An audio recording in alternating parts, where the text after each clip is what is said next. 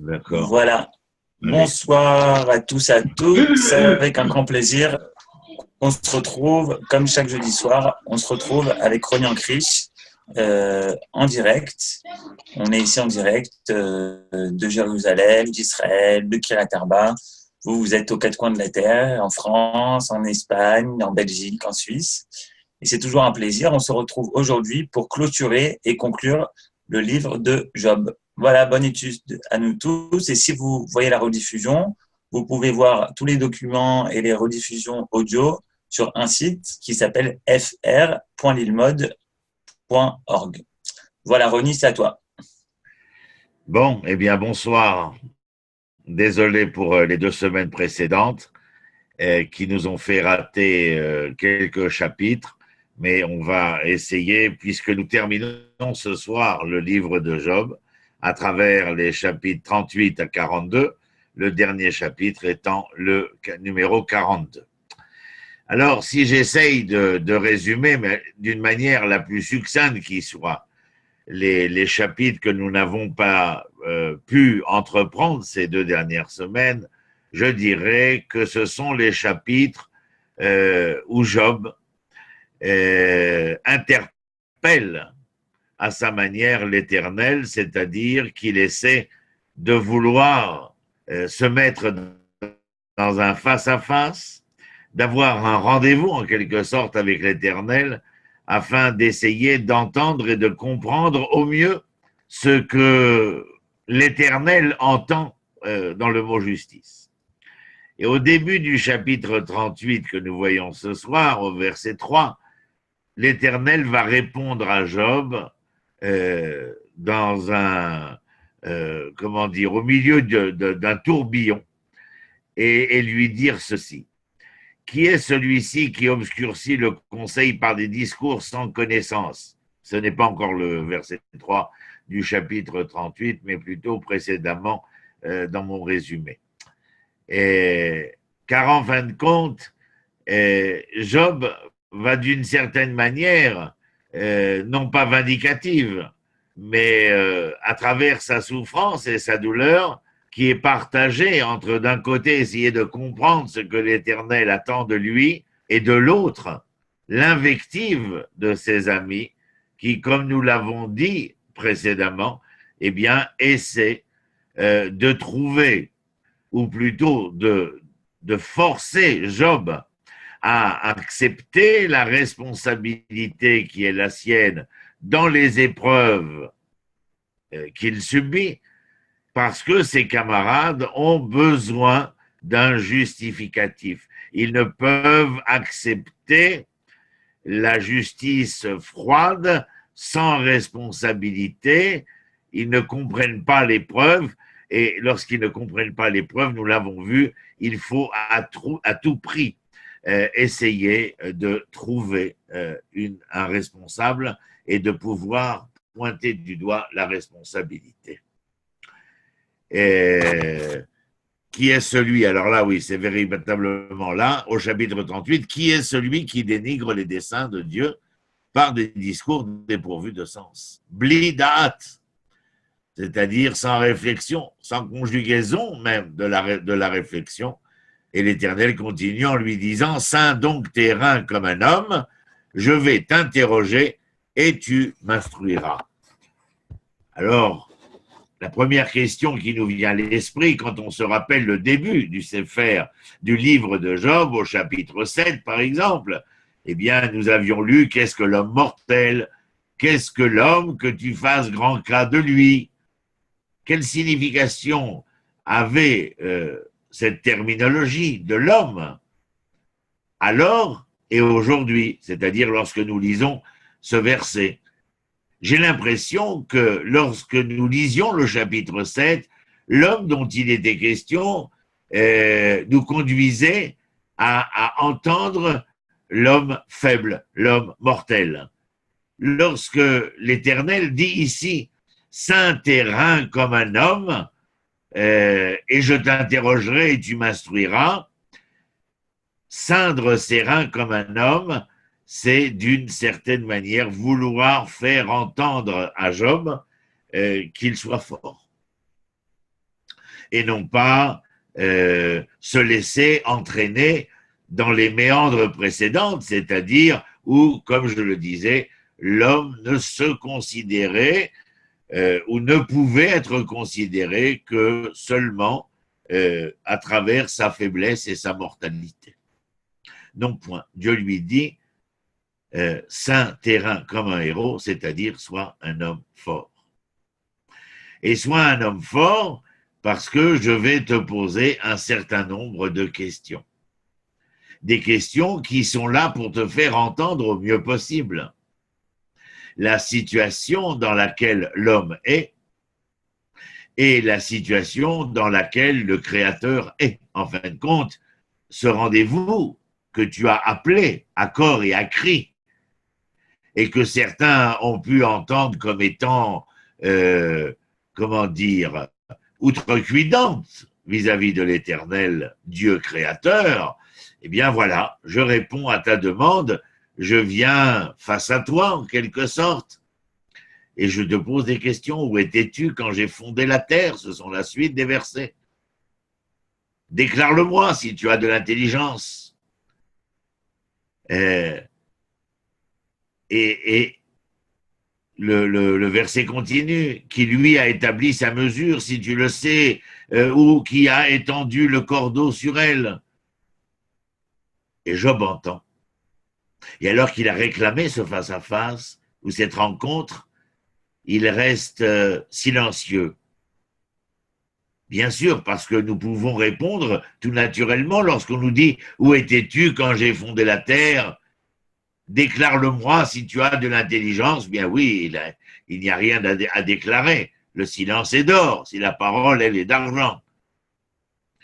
Et nous devons considérer, bien sûr, le fait que la révélation qui nous est donnée ici, eh bien, concernant le début de la création du monde et des débuts de cette création du monde, met l'homme face à face, avec un entendement qui l'oblige d'une certaine manière à comprendre qu'il n'est en rien lié, intimement lié, de près ou de loin, un tant soit peu du geste créateur.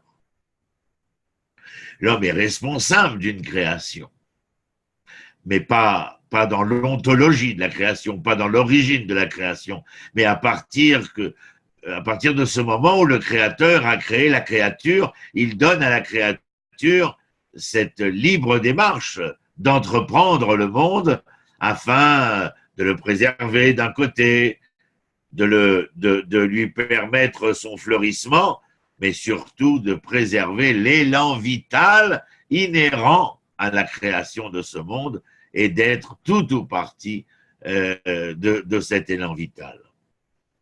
Si l'homme se glorifie abondamment de ses progrès et de son habileté, ainsi que nous le sommes tous aujourd'hui, bien sûr, fiers de nos lumières, de notre science, de ce que nous réussissons à faire de la civilisation qui est la nôtre, avec tous ces déboires, tous ces maux.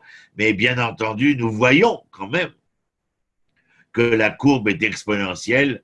Nous nous rendons bien compte que nous avons été capables, par exemple, puisque c'est le sujet du jour dans le monde scientifique, mais même dans le monde littéraire, et qui fait best-seller, en pensant au livre de M. Yuval Noah Harari, Homo Deus, traduit dans des dizaines de langues et vendu à des millions d'exemplaires, avec son livre précédent, l'Homo sapiens. Oui, l'homme a fait, bien sûr, qu'aujourd'hui, eh bien, la longévité est probante chez l'homme, chez la femme, alors qu'il y a encore 30 ans, 50 ans, ne parlons pas d'il y a 100 ans, ou du moment de la Révolution française, où la moyenne d'âge était de 40 ans. Alors, cet homme se glorifie abondamment de ses progrès, et pourquoi, et c'est la question que je voulais poser, pourquoi ne peut-il répondre maintenant aux questions que Dieu adresse à Job? Et nous comprenons la situation dans laquelle nous sommes.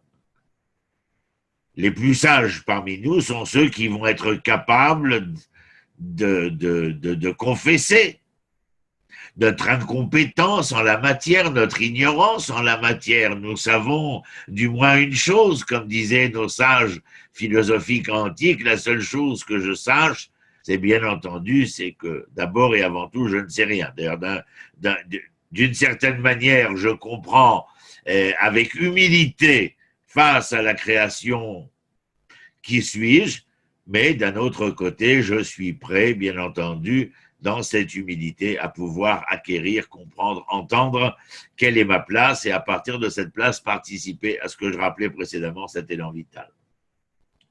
Bien sûr qu'il y a des hommes assez prétentieux, nous dirons, qui vont s'imaginer le contraire et qu'ils peuvent tout savoir, tout connaître, contrairement à ce que j'ai dit précédemment. Et c'est précisément cela que se trahit l'ignorance. Un homme sans instruction ne pourra peut-être pas se flatter qu'il lui soit possible de le faire, mais ne connaissant pas les limites de la puissance et du savoir humain, il s'imagine qu'il y en a d'autres à ses côtés qui sont assez instruits pour répondre à tout. Vous voyez, je fais allusion, bien entendu, à cette merveilleuse technologie, à ces merveilleuses sciences qui nous apportent tellement et qui pourtant doivent être gérées d'une certaine manière grâce à l'éthique nécessaire. Et plusieurs parmi nous ne doutent nullement que ce doit être une tâche facile en face des progrès actuels, comme je viens de le dire, de l'intelligence et par-dessus tout des sciences naturelles, pour ceux qui sont plus avancés que dans ce domaine, de répondre à des questions relatives à la création posée il y a 3, 4, 5 000 ans, et bien entendu, ce que nous sommes capables de mesurer aujourd'hui en millions d'années. Dans ce chapitre 38, à mon avis, Dieu apparaît sur la scène dans un but précis, je dirais celui d'annuler les prétentions de l'homme. L'Éternel se manifeste pour mettre Job à sa vraie place par les questions que nous pouvons lire dans ce chapitre et dans les prochains, bien entendu. Et qui était Job? Et qu'était-il pour parler et murmurer, entre guillemets, je mettrai le terme, contre Dieu? Qu'est-ce que l'homme peut en dire? Que pouvait répliquer Job? Or, celui qui ne pouvait pas expliquer les plus petites manifestations de la puissance de l'Éternel, était-il à même de juger des parties les plus profondes de ses voies et de ses desseins? Il y a un livre merveilleux que j'avais lu il y a des années qui s'appelait Le Dernier des Justes de M. André Schwarzbart, et où cet enfant, au moment de la guerre, a la volonté de se faire tout petit, infiniment petit, et il découvre bien sûr la grandeur de la création, du Créateur, dit-il, dans l'infiniment petit, alors qu'il était toujours émerveillé de l'infiniment grand. Mais dans ce cas précis, contrairement à ce que je viens, enfin, à l'inverse de ce que je viens de dire maintenant, il voyait dans l'infiniment petit, l'infiniment grand du Créateur. En tout état de cause, il y avait une chose qui se révélait ici, c'est que dans le cas du microcosme comme du macrocosme de la connaissance, eh bien, nous étions et nous restions d'une certaine manière perplexes. Et c'est peut-être là où l'Éternel voulut, en répondant à celui que nous avons appelé Satan, entre guillemets, au tout début du livre de Job, et qui veut mettre ce Job à l'épreuve parce qu'il est trop bon, trop beau, trop gentil, et que cela lui paraît absolument impossible que cet homme soit si parfait, en quelque sorte. Alors on le met à l'épreuve. À quelle épreuve?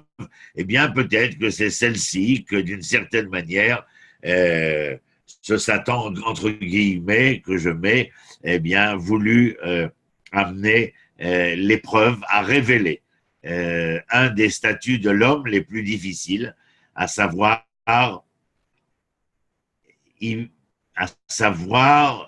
pouvoir affirmer que l'homme, en avançant dans son propre devenir, serait un jour capable, et c'est le titre du livre que j'ai rappelé tout à l'heure, Homo Deus, c'est-à-dire que l'homme pourrait devenir Dieu. Alors la réponse ici, elle est étonnante que nous étudions cela alors que cette littérature fait foison dans les librairies, surtout celles que j'ai citées précédemment.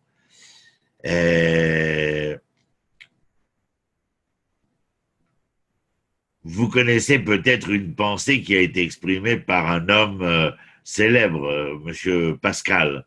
De tous les corps ensemble, on ne saurait tirer la moindre pensée, ni un mouvement de vraie charité. Dieu agissait ici selon le même principe en exposant devant Job une petite partie seulement de sa sagesse et de sa puissance dans le monde extérieur. Et cela précisément parce que ces manifestations ne sont qu'une chose insignifiante comparée aux voies de ce qu'on appellerait les voies de sa grâce, c'est-à-dire de sa toute-puissance. Elles ne sont, pour ainsi dire, que ce que ses doigts ont formé. D'une certaine manière, nous pourrions dire les choses ainsi. Peu importait que Dieu dirigeait les regards de Job vers les cieux ou vers les profondeurs de la mer, tel que le texte nous le raconte ici. Dans toutes les parties de la création, l'ignorance et l'impuissance de l'homme sont évidentes. Bien sûr que nous découvrons, bien sûr que nous apprenons, bien sûr que nous dévoilons, bien sûr que nous avançons dans cette connaissance des cieux, des firmaments et des profondeurs de la mer. Mais j'ai la nette impression qu'en lisant Job, je dois me rendre à l'évidence que autant que je découvrirai, autant que je saurai la nature de mon ignorance. La nature, pas seulement quantitative, mais aussi qualitative.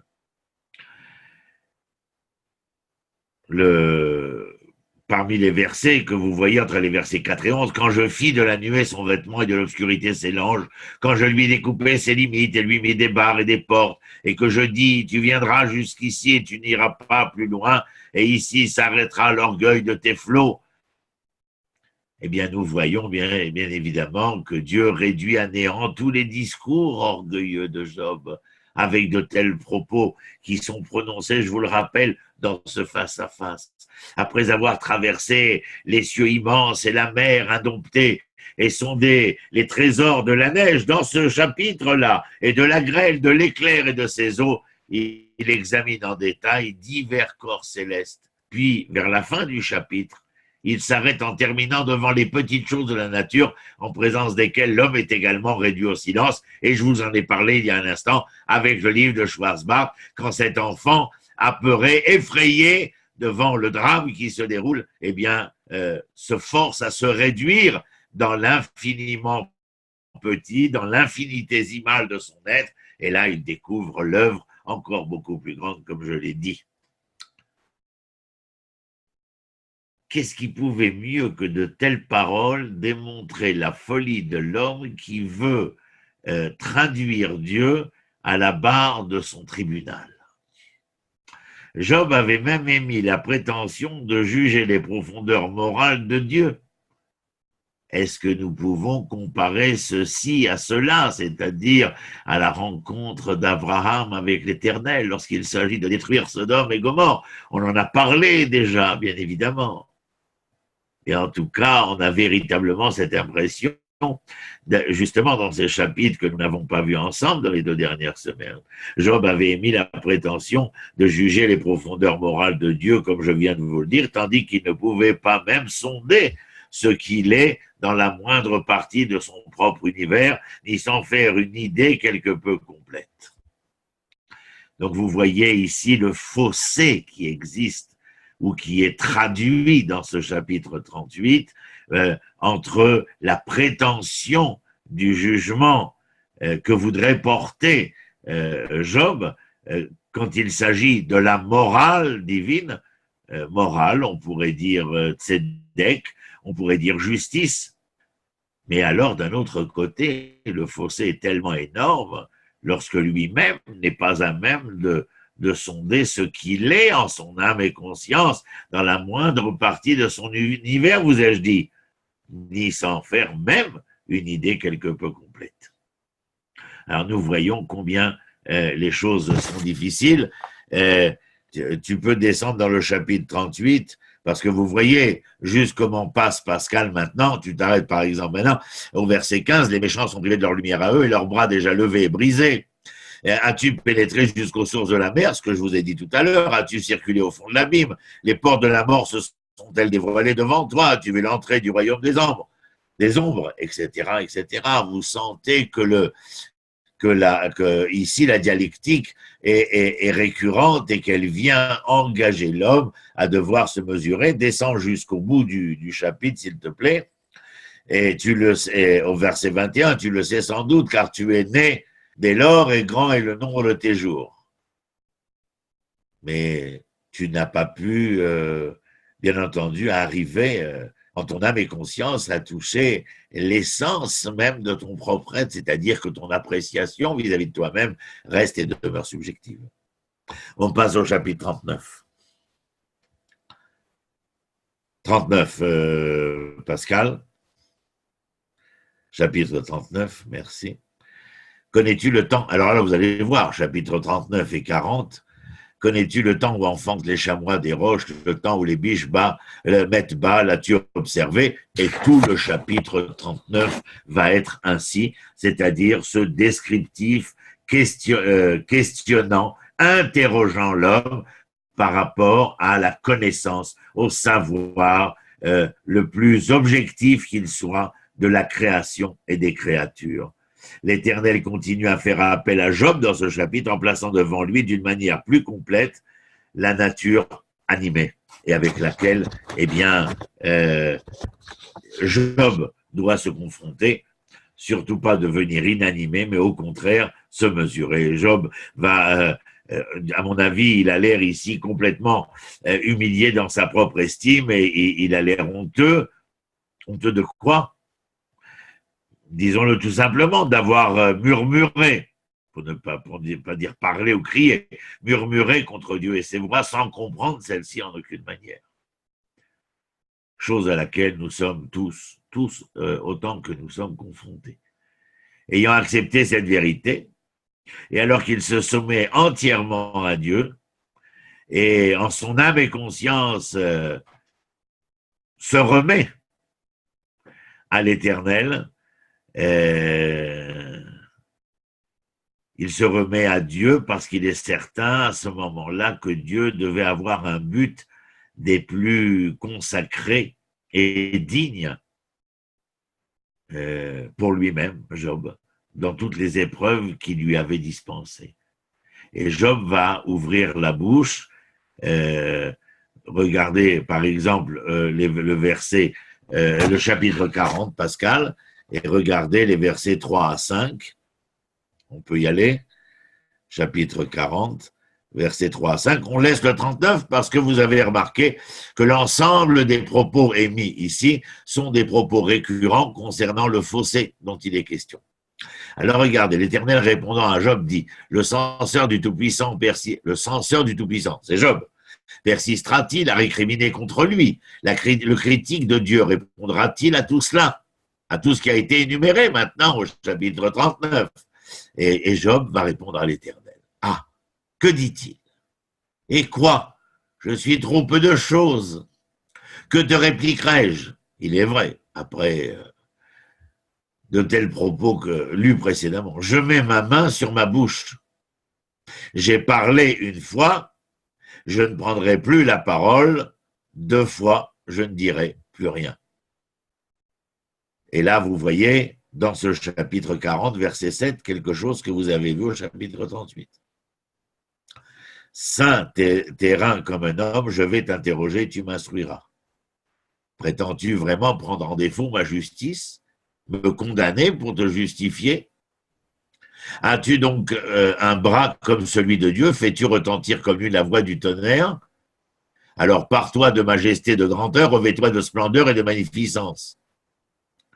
Lance de tout part les éclats de ta colère et d'un regard abaisse tout orgueilleux. D'un regard humilie tout orgueilleux, écrase les méchants sur place, enfouis-les tous ensemble dans la poussière, confine leur face dans la nuit du tombeau. Alors moi-même, je te louerai de ce que ta droite t'aura donné la victoire. quel est le sujet que je viens de lire ici? Que si Job arrive à travers l'épreuve qui a été la sienne, à entendre et à comprendre ce que lui-même a répondu. Je mettrai ma main sur ma bouche, j'ai parlé une fois, je ne répondrai plus deux fois, je n'ajouterai rien. Pourquoi? Eh bien, parce que je me rends compte de ce fossé, de cette réalité subjective à laquelle je suis confronté.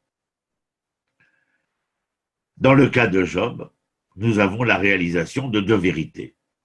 D'une part, sa propre indignité, mais du fait qu'il comprend son indignité, comme lui dit l'Éternel, comment osais-tu maintenant venir remettre en cause la justice divine? Mais de l'autre, sa confiance en Dieu. C'est-à-dire que, à mon avis, la confiance totale, la fidélité, la confiance et la vérité qu'il entend de l'Éternel n'est conséquente que de son humilité, bien entendu, mais une humilité qui est elle-même conséquente de la prise de conscience de l'indignité de son propos, de sa demande, de sa mise en demeure en quelque sorte de l'Éternel. Et c'est tout cela qui lui fait sentir, bien entendu, et confesser, j'aime pas le mot confesser, mais admettre, reconnaître qu'il était, comment dire, un homme vil. On reste dans le chapitre 40. Et dans le chapitre 40 et 41, on va les mettre d'une certaine manière ensemble. Pourquoi? Eh bien, parce que, regardez ce qui est écrit. Attends, on descend un peu à Béhémoth, là, c'est un peu plus bas. C'est un peu plus bas, là, c'est en train de lancer les paupières de Laurent. On est au chapitre 40, n'est-ce pas, Pascal? Voilà, bon, mais laisse, il parle, il va présenter deux, non pas comme on laisse 41, c'est les deux chapitres qui traitent de ce que je vais vous entretenir à l'instant. Dans ces deux chapitres-là, contenant la fin de la réponse de l'Éternel. On ne voit pas, pour poursuivre les chapitres 38-39, on ne voit pas qu'il embrasse tout le domaine de la nature, mais il en considère un pourcentage important, à mon avis, pour convaincre Job, comme nous venons de le voir, de son ignorance, de son incapacité à pouvoir parler devant Dieu, c'est-à-dire à requérir, à objecter, comme devant un tribunal.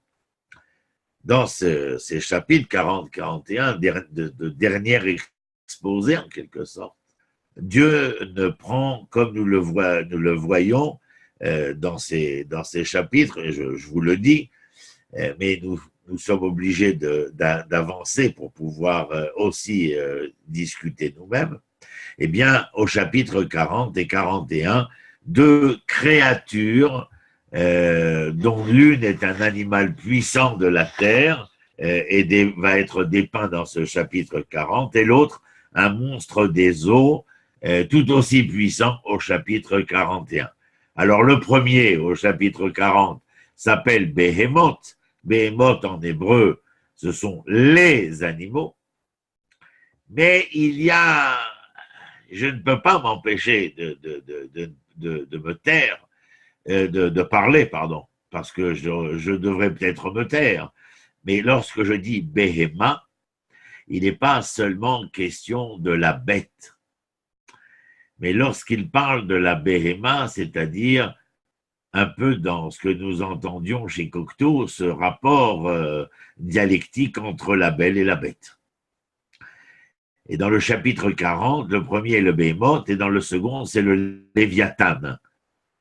Et ces deux chapitres nous donnent en vérité la plus belle description qui ait jamais été faite de ces deux œuvres de l'Éternel.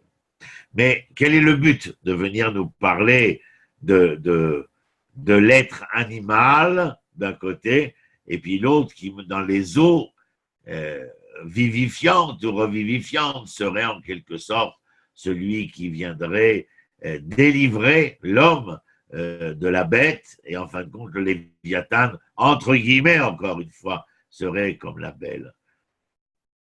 Le but en nous donnant un tel tableau, ne semble pas être du tout celui pour lequel les hommes s'en servent. Ceci parle comme si l'intention de l'Éternel était de nous occuper uniquement des choses créées. Voilà. C'est pour ça que je n'ai pu me taire en lisant Béhémoth et Léviathan et vous dire qu'il n'est pas question de l'animal en tant qu'animal, c'est-à-dire de choses créées. Au contraire, Dieu nous les présente pour en détourner nos pensées de cette chose créée et en fin de compte nous donner la mesure de l'humilité qui doit être la nôtre. En effet, si les œuvres de Dieu sont si merveilleuses, qui est celui qui les a opérées et qu'est-ce qu'est l'homme pour juger un tel Dieu? C'est là, bien sûr, vous l'avez compris, le point important du discours dans le livre et dans ses chapitres qui clôturent le livre de Job. Le but de l'Éternel, en décrivant ses œuvres passées, c'est les siennes, dans ce magnifique langage de ces chapitres 40 et 41, eh bien, n'est pas du tout nous engager à nous arrêter à les considérer et à en faire l'objet de notre étude, de façon à en occuper notre esprit et plonger nos âmes. Mais tout le contraire, il veut d'une certaine manière, non pas que nous attachions simplement, comme je l'ai dit tout à l'heure, à la chose créée, mais nous amener du fait de ce que représente la chose créée, non pas à rester en béatitude ou en admiration ou en adoration ou en adulation de la chose créée, mais puisque la chose créée éveille en nous tellement d'émotions, eh bien, nous rapprocher de celui qui en est la cause. J'imagine que lorsque nous vibrons au son de la musique, eh bien, nous n'allons pas nous attacher simplement à ce morceau de musique, mais nous intéresser à qui en est l'auteur, parce que s'il est l'auteur d'un tel morceau, alors il est aussi l'auteur d'autres morceaux qui, si je m'y en approche, eh bien, pourront bien évidemment éveiller en moi encore et toujours cette émotion, mais c'est d'abord et avant tout parce que je me lie, je me réfère, je m'attache, comme je disais tout à l'heure, ma confiance, ma fidélité, ma vérité, vous vous rappelez, c'est ce qui forme le mot Emouna, la foi. En hébreu, foi se traduit par ce triptyque d'occurrence à partir de la racine, confiance, fidélité, vérité. Donc c'est vers Dieu, vers le compositeur, vers le créateur que je vais.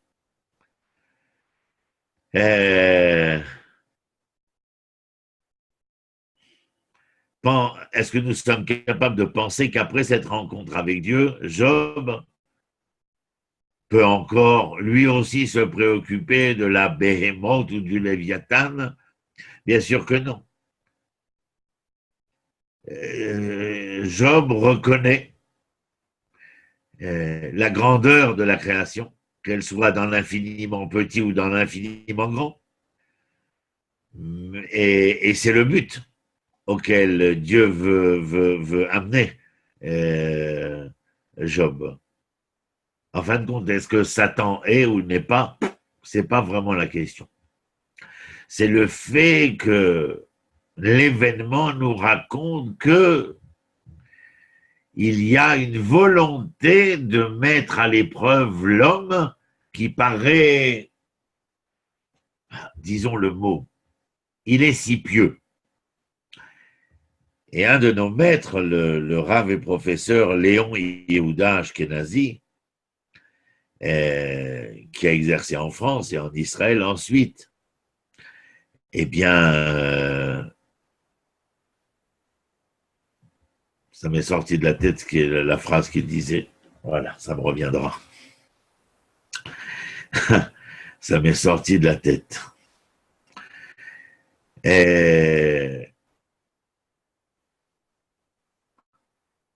Bon, Ronnie, j'aurais une question. Oui, vas-y, profite de poser la question, exactement.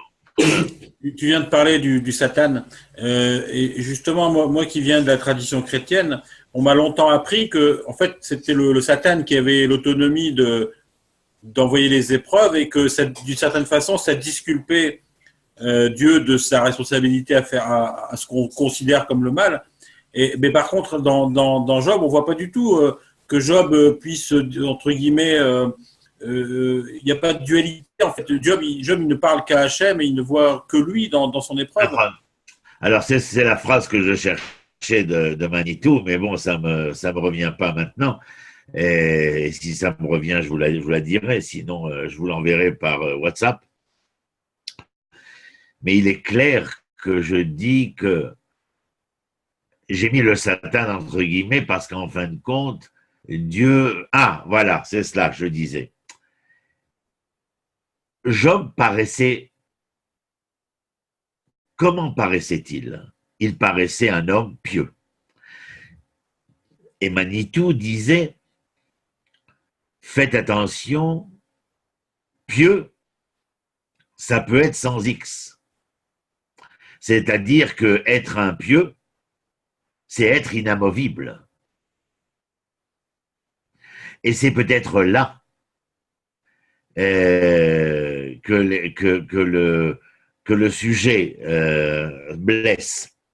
C'est-à-dire que mettre à l'épreuve Job aurait voulu le sortir de son habitude, de son quotidien, si pieux, si bon, si juste, mais n'abordant pas le sujet essentiel qui n'est pas simplement au vu et su de la grandeur des lois qui m'ont été données par Dieu. Alors je suis l'homme pieux qui suit avec justesse, en étant pointilleux au possible, mais à tel point que cette justesse et ce pointilleux m'ont rendu si pieux que je suis devenu inamovible. Et au contraire, là, nous voyons que dans le propos de l'Éternel qui convoque et objecte à Job, eh bien, il y a une volonté de lui faire entendre que l'Éternel n'est pas celui qui doit faire de toi un homme pieux, mais la loi qu'il te donne, en hébreu halacha, la racine en est la lechet, c'est-à-dire la marche, la mise en marche, c'est-à-dire l'esprit et l'esprit en devenir parce qu'il y a une dynamique perpétuelle. Et l'épreuve, aussi grande soit-elle et difficile soit-elle pour Job, même la réaction d'ailleurs des camarades de Job qui vont l'accuser de ne pas vouloir reconnaître qui, dans la pieuserie, je ne sais pas si on dit, dans l'état pieux dans lequel ils se trouvent tous, il y a seulement à répondre à la dichotomie si manichéenne, c'est-à-dire noir ou blanche. Si tu souffres, c'est que tu es puni. Si tu es puni, c'est parce que tu es un homme mauvais. Alors que l'épreuve ici ne vient pas et ne concerne pas. Elle ne concerne pas la justice de Dieu à part entière vis-à-vis du mal et du bien. Elle concerne la justice de l'Éternel qui, dans le modèle créatif, qui est créateur, qui fut le sien, il y a une interpellation de l'homme, de l'individu, à devoir être conscient que cette relation à l'Éternel n'était pas régie par un règlement, je dirais, entre guillemets, cartésien, aux quatre coudées de la seule loi, mais par la dynamique nécessaire à ce que je rappelais précédemment, c'est-à-dire la foi, mais là donc, bien entendu, dans la confiance vis-à-vis de Dieu, dans la fidélité à Dieu, dans la vérité que nous entendons de Dieu. Ces trois concepts nous entraînent et nous engagent à devoir agir, à devoir réagir, non pas à ne pas faire pour éviter d'échouer, mais bien au contraire, de nous engager. Et à cela, il y a cette interpellation à Job. est-ce que Job n'était pas trop pieux et bien loin d'être trop en avance? Et en fin de compte, l'épreuve envoyée à Job est peut-être, ou certainement, cette volonté de le faire sortir de cette catatonie religieuse, dans l'état pieux dans lequel il se trouve, et qui, je n'ai jamais fait de mal. Je n'ai jamais fait de mal. Mais le problème, ce n'est pas si tu as fait du mal ou pas. La question est d'abord et avant tout, est-ce que tu fais le bien? C'est-à-dire, est-ce que tu sors de cette torpeur de la crainte, où la crainte est une peur morbide, alors que la crainte de nos parents, de ce qu'ils représentent, est une crainte par amour, et parce qu'elle est une crainte par amour et pas par peur, eh bien, elle nous engage à l'action, au faire, à l'attention. Je répète encore une fois, être fidèle à mes parents, donner toute la raison de la confiance de mes parents en moi, et cette notion de vérité dans laquelle nous avons grandi, oui, est la force de loi au moment où mes parents ont senti quels étaient mes besoins, mais où je vais sentir quel est le besoin de mes parents. Ronnie, j'ai une réflexion. Est-ce qu'en fait, les épreuves que subit Job, c'est que Hachem lui envoie pour qu'il révèle son potentiel? C'est ce que je viens de dire. C'est ce que j'ai compris, ouais. C'est ce que je viens de dire. Donc en fait… Maintenant, encore une fois, c'est à mon humble avis. Non, mais je le comprends comme ça aussi. Il est possible que si vous interrogiez Monsieur X ou Monsieur Y, ils vous disent peut-être oui, mais j'entends. Il est possible. Alors, à mon humble avis, c'est ce que j'entends. C'est aussi la faiblesse des profs quand ils doivent enseigner. Eh bien, ils doivent s'impliquer, s'engager. Et bien entendu qu'on peut toujours objecter à leur encontre mille et une objections. Mais voilà comment, quand je lis, quand j'enseigne à mes élèves ou à mes étudiants, lorsque j'écris, lorsque je publie, lorsque je vous parle et vous enseigne le jeudi soir, voilà comment j'entends, comment j'appréhende et je perçois le texte lui-même. Oui, en fait, là, j'ai l'impression que Job, parce que, par exemple, si on prend d'autres personnages, comme on en a déjà parlé ici, comme Noé et puis Abraham, on les a comparés, ils étaient tous les deux pieux, en fait. Mais il y en a un qui restait statique, qui restait plus comme Job, c'était Noé, et puis Abraham qui était toujours à essayer de faire le bien. Absolument. Abraham, c'est l'homme qui est engagé. Et c'est peut-être la différence de la question d'Abraham sans la souffrance par rapport à la non-question de Job qui amène la souffrance. Et lorsqu'il est souffrant, alors Job pose la question, se remet en question. Il le fait maladroitement, mais la question est là. Et c'est ce que veut l'Éternel, cette dynamique-là. Voyons le chapitre 42, mes chers. Et on va considérer maintenant brièvement le tableau, c'est le dernier chapitre du résultat final de l'épreuve.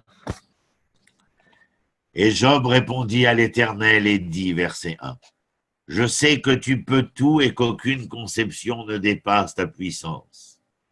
Qui ose, disais-tu, dénigrer mes desseins faute d'intelligence?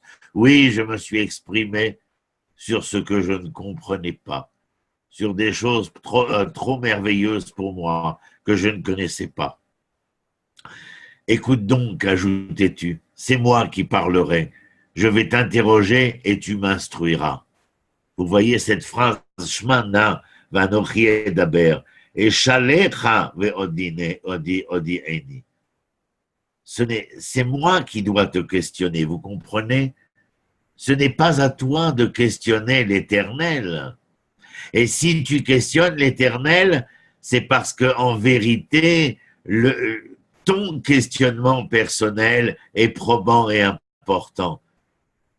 Essaye d'entendre que, d'une certaine manière, pourrions-nous dire, ce fossé cette dimension si subjective entre le créateur et la créature, dimension relationnelle subjective, eh bien, t'amène, bien entendu, à devoir répondre aux interrogations de l'Éternel. Ça veut dire quoi? Répondre aux interrogations. Je vais t'interroger et tu m'instruiras, c'est-à-dire que tu agiras.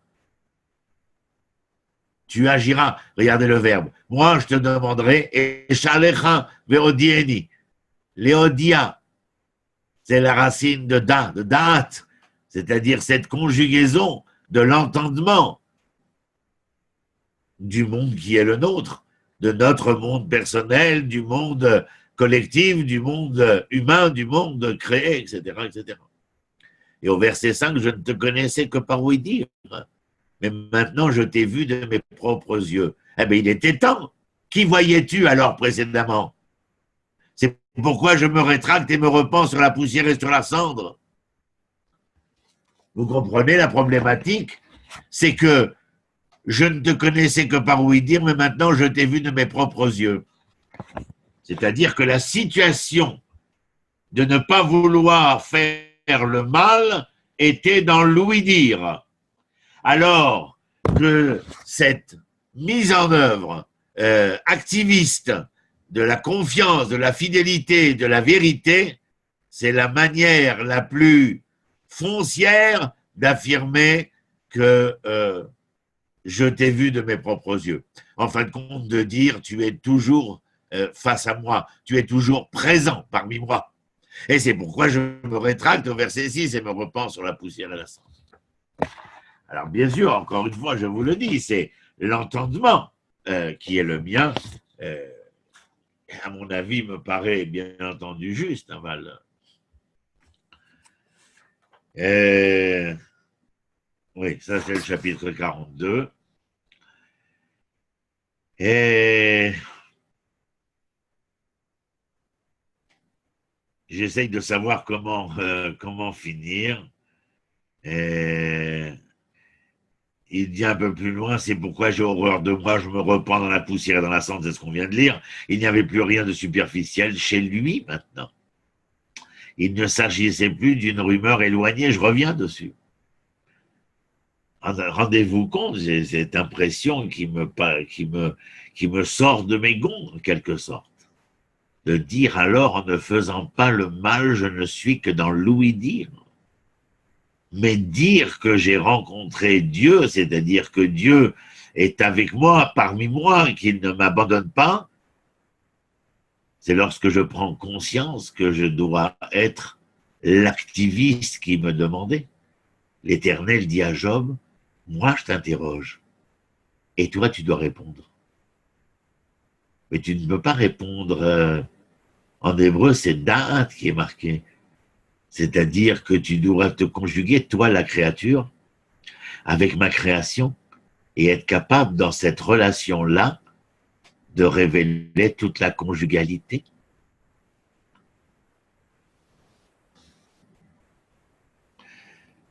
Alors, est-ce que nous pensons qu'en sondant l'organisme et les habitudes de ces choses créées, comme nous l'avons dit tout à l'heure, la Béhémoth, Léviathan, Job serait arrivé à une conclusion semblable?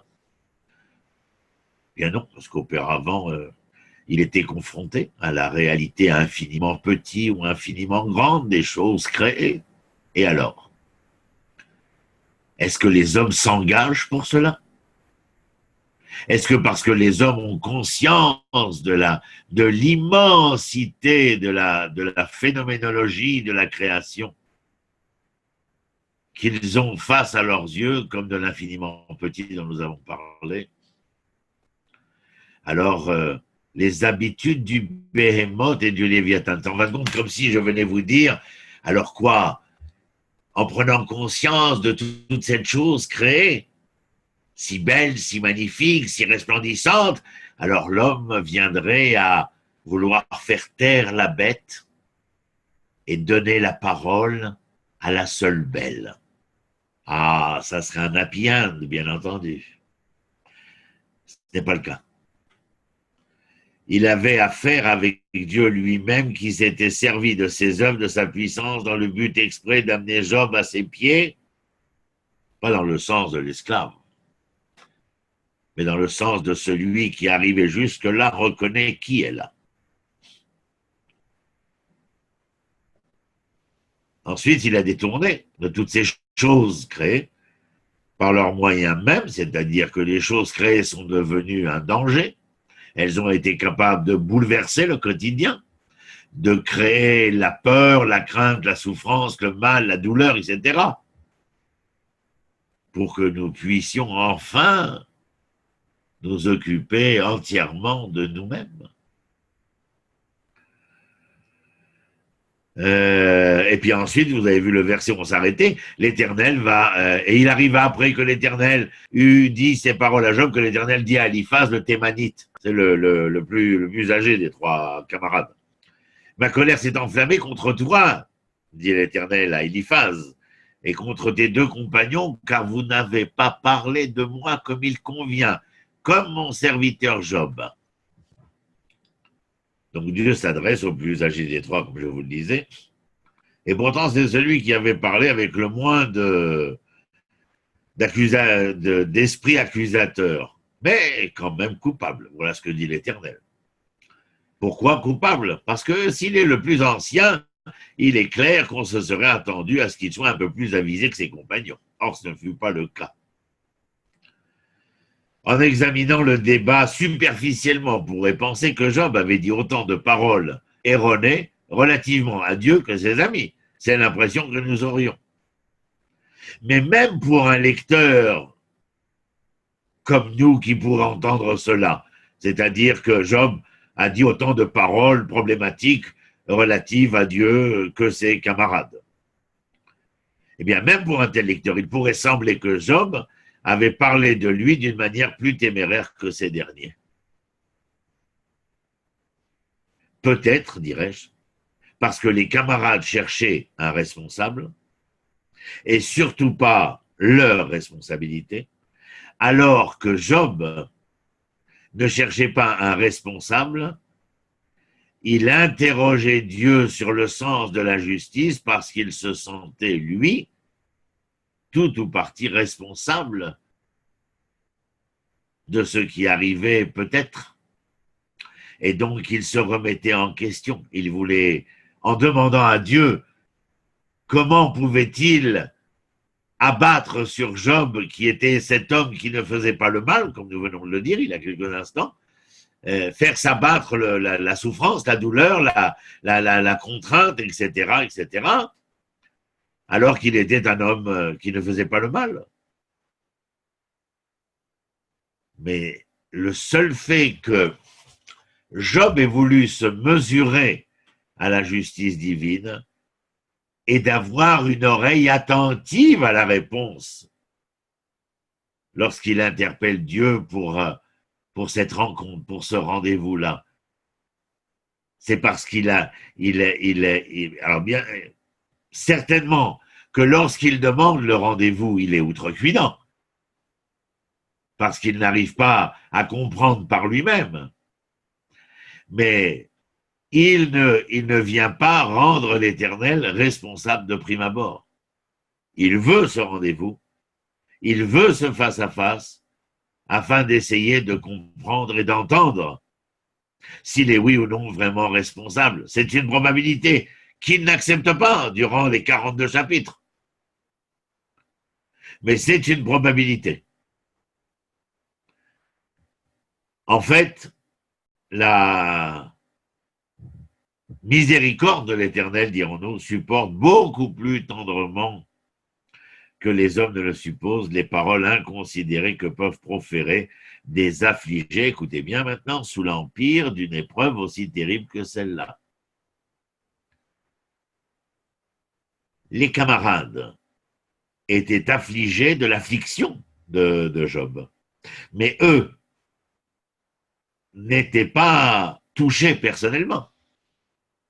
Donc ils auraient dû être de ceux qui, par leur confiance, leur fidélité et la vérité qui était la leur vis-à-vis de leur ami, Job, auraient dû être ceux qui auraient permis à Job de s'en sortir sans avoir à convoquer l'Éternel, en quelque sorte, dirions-nous.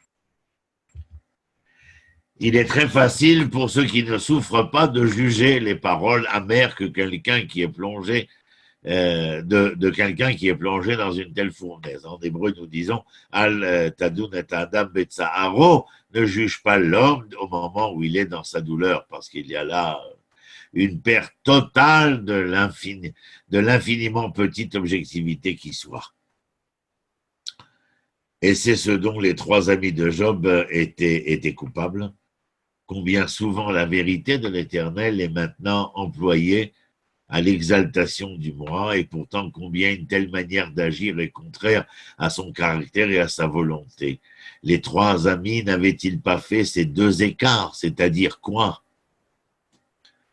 L'exaltation du moi, c'est-à-dire comment moi, et pourtant combien une telle manière d'agir est contraire à son caractère et à sa volonté. C'est-à-dire que cette remise en question, cette introspection nécessaire à la dynamique de l'homme, à l'essence même de l'élan vital de l'homme.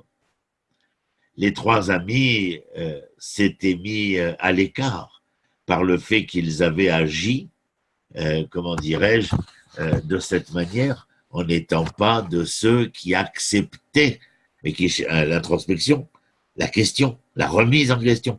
Mais chercher qui? Un responsable, comme je l'ai dit précédemment.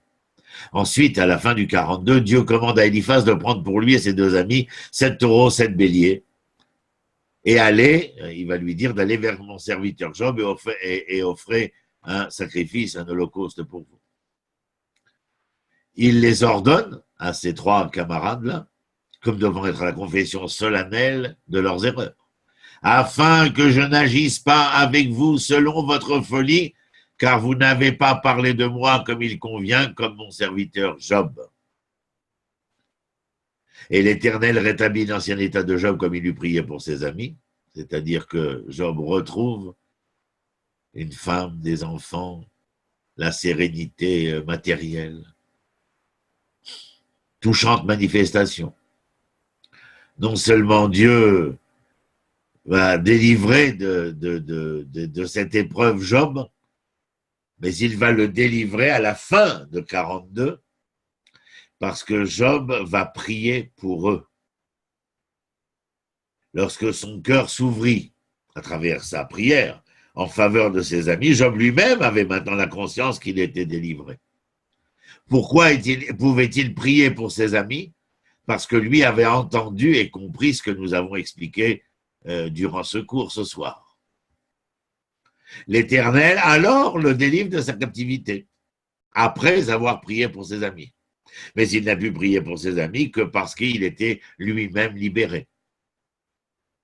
C'est-à-dire que, comment dit la Gemara, on ne peut pas libérer un homme qui se refuse à se défaire de ses chaînes. Mais lorsque Job s'est libéré de ses chaînes pour n'être plus l'homme qui ne fait pas le mal, mais l'homme qui a la question de l'Éternel présente face à ses yeux, eh bien, va au quotidien essayer d'y répondre, c'est-à-dire d'être celui qui fera, qui agira, l'activiste de l'Éternel, alors l'Éternel peut le délivrer. Job n'avait jamais été plus vivement froissé par personne au monde que par ses trois amis, et pas par Dieu. Par ses trois amis et non pas par Dieu. Et cependant, eh bien, regardez ce que je viens de vous raconter, enfin, ce que le texte nous raconte. Il était maintenant les objets de sa sollicitude et ceux pour lesquels il priait. Dieu trouvait ses délices en cela et il rétablit son ancien état en réponse à sa prière pour eux. Et l'Éternel donna aussi à Job, comme vous le lisez à la fin du chapitre 42, 2 fois plus de biens qu'il n'en avait auparavant. Il ne ressort pas sans rien. L'Éternel ne permet cependant pas que son bien-aimé quitte la scène sans avoir des preuves de son intérêt et de sa bénédiction. C'est pourquoi Job reçut alors ce témoignage de ce qu'est Dieu. l'Éternel n'oubliait pas l'homme qui avait passé par une telle tourmente de tribulation et qui s'était attaché à lui lorsqu'il semblait être contre son serviteur. Mais si Job s'est attaché fermement à Dieu, comme nous l'avons expliqué précédemment, c'est parce que ce dernier l'avait tenu par la main continuellement. Cet homme qui, après avoir traversé le désert, en arrive au bout, il se retourne et il regarde les pas. Et il voit qu'au début, c'est à côté de sa paire de pas, il y avait une autre paire de pas.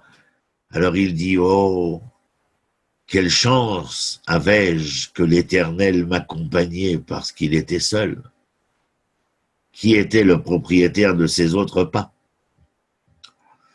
Alors il dit, c'est l'Éternel. Mais après, le long du cheminement dans le désert, il ne voit qu'une paire de pas.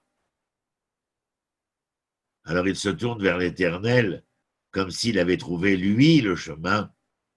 Alors il se tourne à arriver à son but. Il se tourne vers Dieu et lui dit, mais comment pouvais-tu être avec moi au début et alors que je me retrouvais dans le désert m'abandonner? Et l'histoire chassidique raconte que l'Éternel répondit à l'homme, dans cette traversée du désert, tu n'étais toujours pas seul. Et s'il y a une paire de pas, c'est parce que moi je te portais sur mes épaules. Job va recevoir les témoignages les plus complets de respect, de confiance de la part de tous ses parents et même de toutes ses connaissances.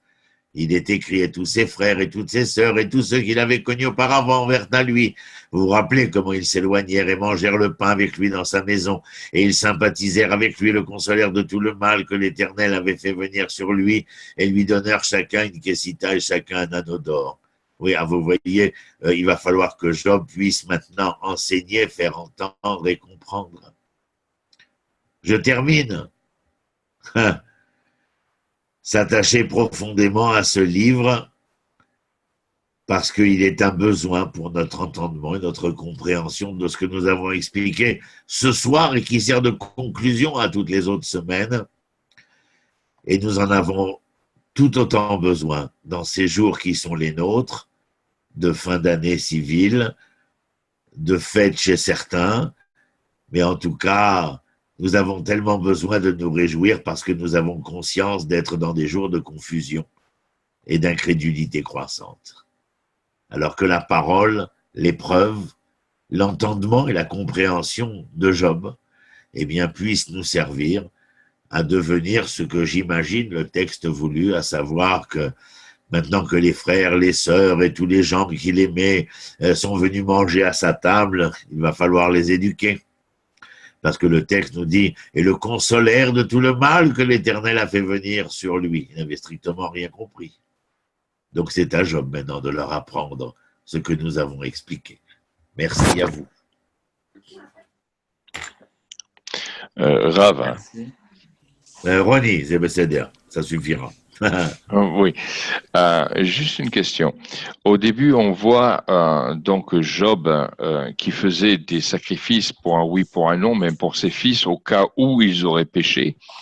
Et est-ce que Job, dans toute cette partie qu'il a vécue, Dieu voulait pas lui apprendre plutôt une chose importante, ok, les mitzvot c'est bien, mais les midot c'est bien aussi, travaille sur toi. Ça, c'est un axiome de base. C'est un axiome de base. Moi, je vous l'ai fait entendre maintenant, je penche plutôt sur le fait que